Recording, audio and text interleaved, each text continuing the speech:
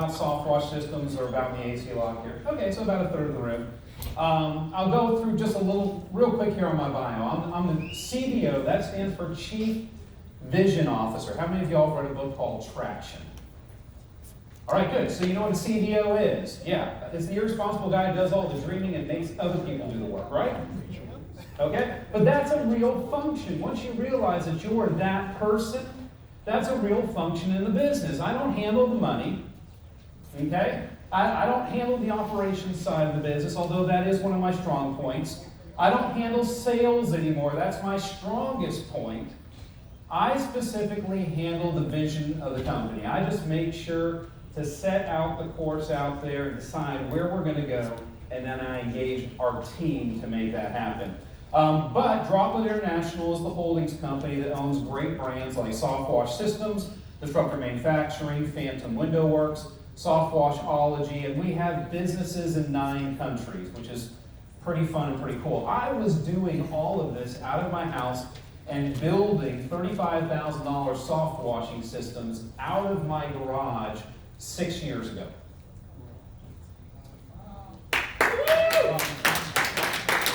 How many of y'all are working in your garage right now? Great things happen in garages, right? Great stories. Disney, Mattel, Apple, all the big companies started in garages because we don't take any excuses. We just say, Dad, we're going to do it. I was the only guy on my street with a forklift. Okay, which is great. So I am the patriarch of the soft wash cleaning industry. I am not the inventor of soft washing. I'm not Al Gore. I didn't say I invented the internet. Okay, I'm the patriarch. I'm the guy that gave it steam, formalized it, helped it to grow, gave it vision, gave it wings, so to speak. Okay, I'm not the first guy to put spray bleach on a building. All right, I am Ziegler Legacy Certified, which I'm very, very proud of. That's the pin that I wear here on my lapel. I've gone through the Zig Ziglar Legacy Certification Program, and that's an excellent thing. It really helps you to become a great leader. I had to really work on that personally, because I'm a bit of a hothead, I'm a bit of a type A personality. I used to think employees were tools. You know, when I got out of the cleaning business, I had a bad family business breakup, 10 years ago now. I said, I'm never going to have employees again. I hate employees. I love my peeps now. They're my family. They're the people that God has entrusted me with as a steward to take care of and help their dreams become reality. Okay, so Ziegler has really helped me with that. I'm the contributing author to the new book we just released in January, The Wow Factor. I'm very proud of that.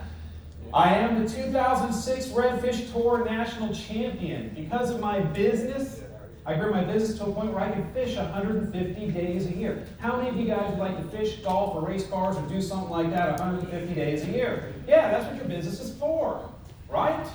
That's what your business is for. So I got to do that. I got to become a professional fisherman. And my rookie season, because I'm an entrepreneurial maniac, I kept Microsoft Excel spreadsheets while I was fishing, okay?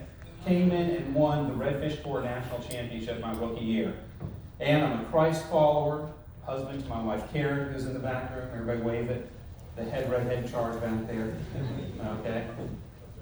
And certainly a father to my 2 wonderful kids. My son is here, he's back videotaping there. But what I want to talk to you guys about is one of the biggest reasons why I'm successful and why you can be successful. I want to talk about our SoftServ system. It's probably the thing I'm the most proud of in developing over the years of my business, but it anchors in what I call the 5 keys to patterning success. And those 5 keys to patterning success are very, very important. I actually learned this from tournament bass fishing and tournament redfish fishing, and it's called establishing a pattern. So when you look at your hand, you can use your fingers to remind you of this. And hopefully if you implant this in your mind, you take good notes. You might want to just take your hand and put it on a piece of paper and trace it out like you're making a turkey back in kindergarten. And write these things down, because this will absolutely change your life. Okay? So this is how simple it is. Number 1, be deliberate. Being deliberate means have a plan. Okay? Number 2, on your pointer finger, write the word execute. Don't just have the plan, do something about it. Number 3, analyze. How many of y'all remember the Robert De Niro movie, Analyze This, right? Y'all know the finger I'm talking about. It's a famous line in the movie. He just looks up and flips in the verb and says, analyze this. Well, that's your analyzation finger. Okay, your ring finger is replicate. If you look in the book, The Wow Factor, one of my words that I redefine is the word replicate. You know, Brandon said, well, how do you get to that $3 million business? How do you get to that $4 million business? You just do more $500,000 businesses or more $1 million businesses. You just replicate that org chart. You just do the good stuff more. And finally, the last finger, your pinky finger, not insignificant at all, but that's systemized. Because basically, you decide what you want to do. I'm going to go out and catch fish today. I think the fish are going to be on rocky points and 3 foot of water with a little bit of grass at the tip. I'm going to throw a 6.5-foot rod with a chartreuse lure on it, and I'm going to go catch redfish. And if you get bites on that, okay, and you execute that, and you sit there and you go, was it the chartreuse lure? Was it the red shad lure? Was it the brown crawfish lure? What lure was it that got those hits? And you analyze it, you take and you say, let's get rid of the stuff that didn't work, a la the advertising you're paying for every month that's breaking your business because you never measure it or track it. And let's do more of the stuff that does work. I got to be real careful not to walk off the edge of the stage. I'm going to do it. Trust me. Then once you figure out the stuff that does work, this sounds very, very simple, but very little people actually do it. You do more of the good stuff. Does that sound like an elementary principle business right there, guys? But how many of us get caught in the pitfall of signing contracts on marketing and advertising, and we keep doing the same thing over and over again in our business, expecting a different result? What's the definition there? Insanity. Okay? And then finally, when you figure out you can replicate it, you then build a system so that it self-replicates. And a lot of you guys have heard of a thing called a rock flyer or a clip flyer. Anybody heard of those in here? Yeah. I'm the father of that. Okay? I've pissed off municipalities all over the world. But we generate roughly between our organization and everybody else in the world that's doing it now about $100 million a year just off of rock flyers. I don't care who I piss off. It means I can take care of my employees, help them achieve their life goals and dreams, and put food on the table. Amen.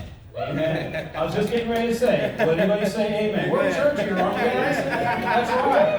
This is going to be a charismatic worship service. We're going to do the Jericho march around the auditorium here in a few minutes, right? Come on. All right, okay, cool. I like audience participation and feedback.